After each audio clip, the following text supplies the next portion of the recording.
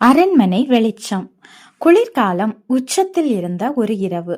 அரண்மனைக்கு பின்புறம் இருந்த பெரிய குளத்தின் கரையில் முகத்தில் ஆழ்ந்த சிந்தனையுடன் அக்பரும் அவருக்கு அருகில் அமைதியான சிரிப்புடன் பீர்பாலும் நடந்து கொண்டிருந்தனர்.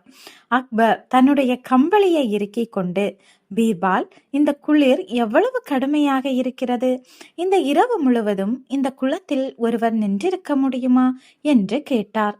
பீர்பாலும் சிறு சிரிப்புடன், அரசே, சாதாரணமாக இந்த குளத்தில் யாரும் நிற்க முடியாது. ஆனால் பெரிய பரிசு கிடைக்கும் என்றால் அதை செய்பவரும் உண்டு என்று கூற அக்பரின் கண்களில் சவாலின் ஒளி மின்னியது. உடனே அக்பர், அப்படி ஒருவன் நின்றால் அவனுக்கு நான் பரிசு தருகிறேன். இதை தங்களால் நிரூபித்து காட்ட முடியுமா என்று பீர்பாலை பார்த்து கேட்டார். பீர்பால் தன்னம்பிக்கையுடன், நிச்சயமாக அரசே, நாளை நிரூபிக்கிறேன் என்று கூறி சென்றார். மறுநாள் காலை பீர்பால் தன் வீட்டிற்கு அருகில் வசித்து வந்த ஒரு ஏழை விவசாயியை அழைத்தார்.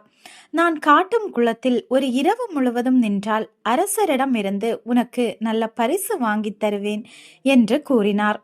விவசாயி ஒரு கணம் யோசித்து விட்டு, என் வறுமை தீரும் என்றால் கண்டிப்பாக நிற்கிறேன் ஐயா என்று கூறினார். அன்று இரவு ஏழை விவசாயி மெதுவாக குளத்தில் இறங்கினான். நீர் இடுப்பளவு உயரம் இருந்தது. குளிர் அவன் உடலை ஊடுருவியது. அவனை கண்காணிக்க அரசர் 2 காவலர்களை நியமித்தார்.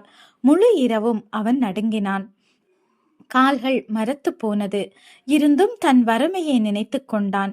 விடிந்ததும் அரசரும் பீர்பாலும் குளக்கரைக்கு வந்தனர். விவசாயி சோர்ந்த உடலுடன் நின்றிருந்தான். அக்பர், நீ எப்படி இந்த கொடிய குளிரில் இரவு முழுவதும் குளத்தில் நின்றாய் என்று கேட்டார். விவசாயி பணிவுடன், அரசே, அரண்மனை விளக்கின் வெளிச்சம் என் மேல் விழுந்து கொண்டிருந்தது. அதை பார்த்து கொண்டே என்னை தைரியப்படுத்தி கொண்டு நின்றேன் என்று கூறினார். இதை கேட்டதும் அக்பரின் முகம் கடுமையாக மாறியது. அப்படியானால் நீ அந்த விளக்கின் சூட்டால் தான் நின்றிருக்கிறாய்.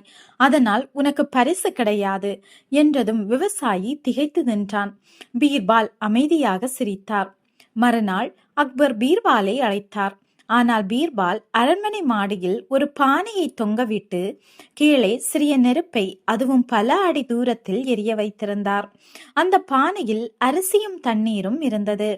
இதை பார்த்த அக்பர் சிரித்துக்கொண்டு, பீர்பால், இப்படி தூரத்தில் நெருப்பு வைத்தால் சோறு எப்படி வேகும்? பீர்பால் அமைதியாக, அரசே, அரண்மனை விளக்கின் சூட்டால் ஒருவன் குளிரில் நிற்க முடிந்தால் இந்த நெருப்பின் சூட்டால் சோறும் வேகுமே என்று கூறினார். அக்பர் இதை கேட்டு ஒரு கணம் அமைதியாக நின்றார். அக்பருக்கு உண்மை புரிந்தது. அக்பர் விவசாயியை அழைத்து 2 மடங்கு பரிசு வழங்கினார்.